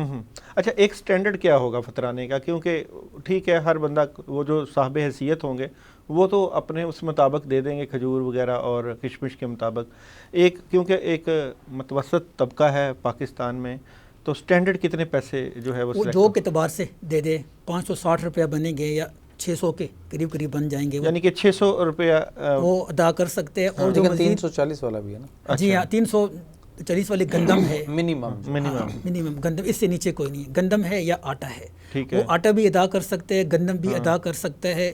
اور فی کس 340 روپے؟ جی ہاں، فی کس۔ اور جو گھر کا سربراہ ہوگا، جو گھر کا سربراہ ہے وہ ادا کرے گا، اگر اس کی جو نابالغ بچے ہیں بچی ہیں ان کی طرف سے ادا کرے گا۔ جو اس کے بچے بچیاں بالغ ہو چکے ہیں وہ ان کی طرف سے ادا نہیں کرے گا، وہ خود ادا کریں گے۔ ہاں، اگر ان کو یہ بتا کے ادا کرے گا، کیونکہ انما الاعمال بالنیات، ان کو بتانا لازمی ہے کہ بیٹا بیٹی میں آپ کی طرف سے فطرانہ ادا کر رہا ہوں، وہ کہیں گے ٹھیک ہے ابا جی آپ ادا کر دیں، ادا ہو جائے گا۔ جو بیوی ہے بیوی کبھی ان کے اوپر لازمی نہیں، لیکن اگر یہ اپنی بیوی کی طرف سے ادا کرتے ہیں بتا کر تو اس طرح سب ادا ہو جائے گا۔ یہ این جی او کو بھی فطرانہ دیا جا سکتا ہے؟ فطرانہ اگر اس شخص کو دینے والوں کو معلوم ہے کہ یہ جو این جی اوز ہے یا کوئی بھی ٹرسٹ بنا ہوا ہے یہ لوگ ہمارے فطرانے کو مستحقین تک پہنچائیں گے، اس کو یقین ہے، تو ان کو بالکل ادا کیا جا سکتا ہے۔ ادا کیا جا سکتا ہے۔ سب سے بہتر یہ ہے کہ آپ اپنے رشتہ داروں میں، اپنے جاننے والوں میں، اپنے حلقہ باب میں، اپنے محلے داری میں خود دیکھیں، خود ڈیسائیڈ کریں۔ جتنی این جی او ہیں اور جو کچھ بھی ہیں یہ ٹرسٹ اور یہ سارے یہ بہت زیادہ پیسہ اکٹھا کرتے ہیں، اور آپ دیکھ لیجئے کہیں علاج معالجے کے اوپر، کہیں مختلف چیزوں پہ ہمارے ہاں استعمال ہوتا ہے، تو وہاں نہیں۔ جس کو کپڑے کی ضرورت ہے آپ اس کو این جی او کپڑا دے گا وہاں جا کے۔ آپ کو یہ دیکھنا ہے کہ جس کے پھٹے پرانے کپڑے ہیں اس کو کپڑے دیں، یا وہ کچھ چیزیں کریں، اس کو کریں جو مستحق ہے۔ کہیں کوئی خاتون دیکھیں جو بیوہ ہے اور یتیم بچے ہیں چھوٹے چھوٹے، اور وہ اس قدر مطلب سفید پوش ہیں کہ وہ باہر نکل کے کسی کے آگے ہاتھ پھیلا نہیں سکتی، آپ ان لوگوں کو ٹریس کریں۔ یہ این جی او یہ سارے ان کے اکاؤنٹ بھرے پڑے ہیں۔ ایک بندہ امیر ہے، اس کے رشتہ دار کہاں غریب ہوں گے، گھر میں کیبل ٹی وی فلمیں سارا اس میں یہ ہے نا وہ ایک وہاں سے تو اس کو رشتہ داروں میں سے اس کو پتا ہے کہ اس کے رشتہ دار سارے ہی اچھا امیر ایک ہیں۔ اور چیز ہے نا کہ وہ جتنا بھی امیر ہے وہ لوگوں کو ٹرک کے حساب سے راشن بانٹ رہا ہے، وہ لوگوں کو مختلف جگہوں پہ دے رہا ہے، اور اس کے اپنے گھر میں جو میڈ کام کر رہی ہے، آیا کام ملازم ہے، جو کلاس 4 کے ہیں، جو ماسی کام کرنے والی ہے، ڈرائیور ہے، اور وہ لوگ ہیں، مطلب وہ کبھی اس نے ان کو دیکھا ہے کہ ان کے حالات بھی دیکھیں؟ ان کو تنخواہ مل جو رہی ہے تو تنخواہ کافی ہے صرف جتنی وہ دے رہے ہیں؟ حضور اکثر جن کو تنخواہ دے رہے ہیں ان کو فطرانہ دیا جا سکتا ہے؟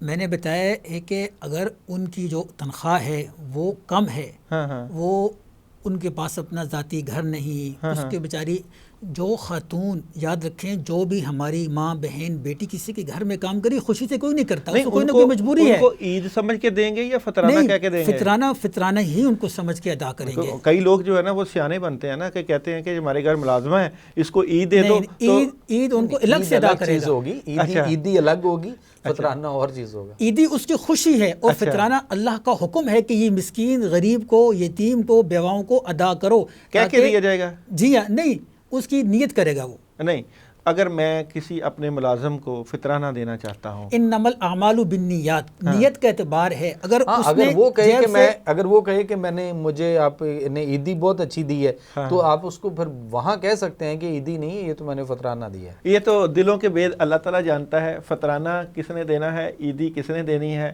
اور اللہ کو راضی کس نے کرنا ہے، کھانا کس نے کم کھانا ہے، روزے کیسے کس نے گزارنے، سب کچھ آپ کے سامنے ہے۔ اختتام کا وقت ہو جاتا ہے، کل دوبارہ ملیں گے، ہمارے ساتھ رہیے گا۔ اور جاتے جاتے جناب ڈاکٹر جمیل حیدر مہر بھی، جو کہ کسی تعارف کے محتاج نہیں، آپ کا بہت شکریہ، آپ نے اپنا قیمتی وقت نکالا، اور حضور اقدس آپ کا بہت شکریہ، مفتی قاری الیاس حسینی۔ انشاءاللہ دوبارہ بھی موقع دیں گے، کل دوبارہ ملیں گے۔